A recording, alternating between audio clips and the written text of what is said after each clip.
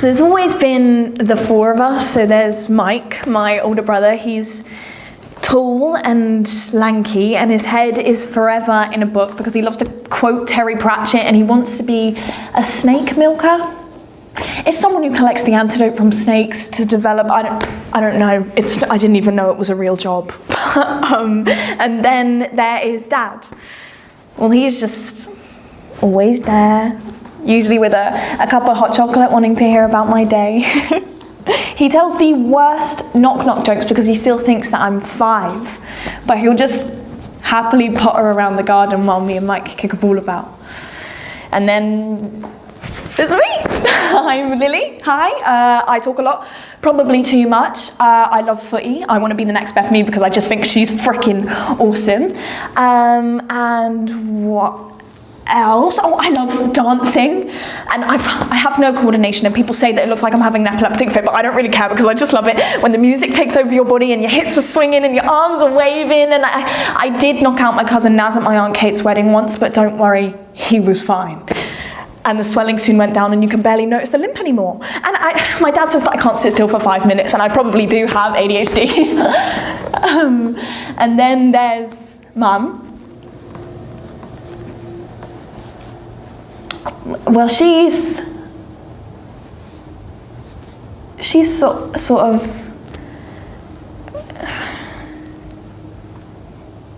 well, it's always been there, like this undercurrent between us, and I catch the way that she looks at me sometimes, and it's like I'm an imposter. Like she's angry with me, and I never understood it.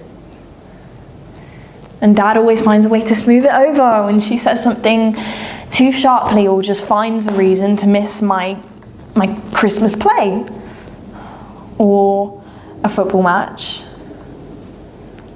or my birthday. But I don't really care. Not really, because Mike can make me laugh so hard that my sides hurt, and Dad gives the best hug, so I belong to them. And I was pretty happy until this girl at school said that I look nothing like my parents.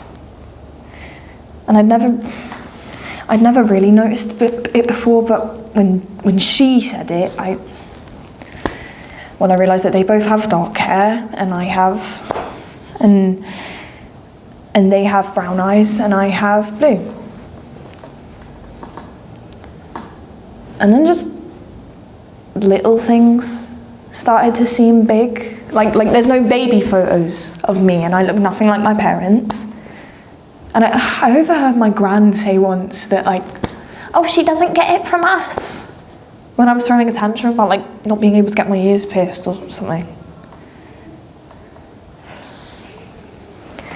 And I was driving back with Dad from Tesco when I just asked him,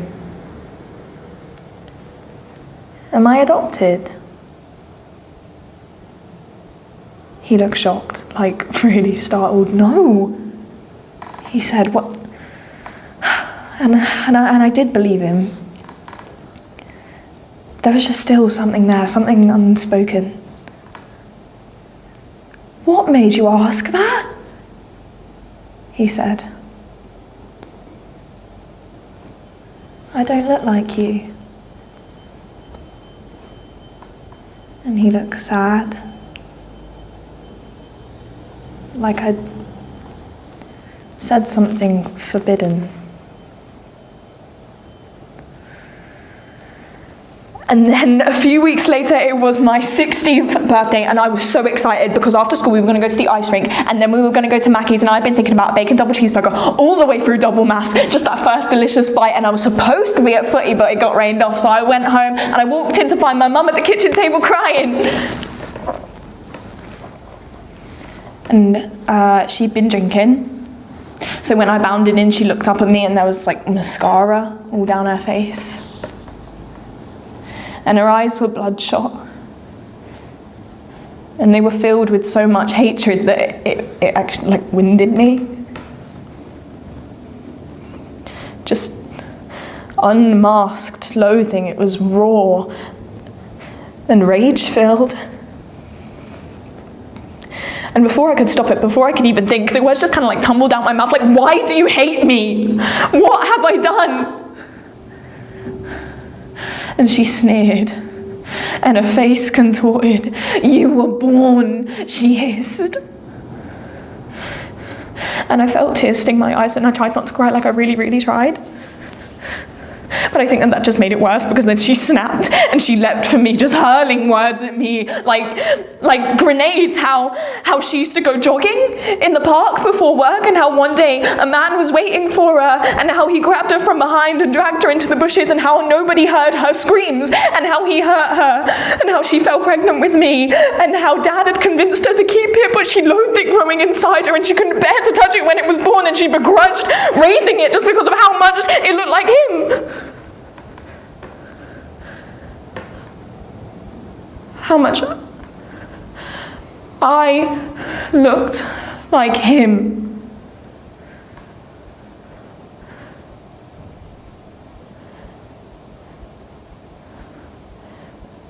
It felt like she'd swung an axe into my chest. Like I couldn't think, because I just felt angry and ashamed and sad and confused. It was like all the worst, darkest things I'd ever thought about myself just reared up, and it all made sense. Because she didn't want me, why would she? I represented the worst thing that had ever happened to her. And all the pieces suddenly fit. And I didn't anymore. So I just ran, like I fled up the stairs, but she chased after me and she grabbed my wrist and she spewed words in my face, and her breath just reeked of wine as she told me how much she hated me and how disgusting I was and how I was an aberration of nature and that she should have aborted me. And I snatched my hand away, but we were on the top step. So she swayed. And then she lost her footing and she reached out for my hand, and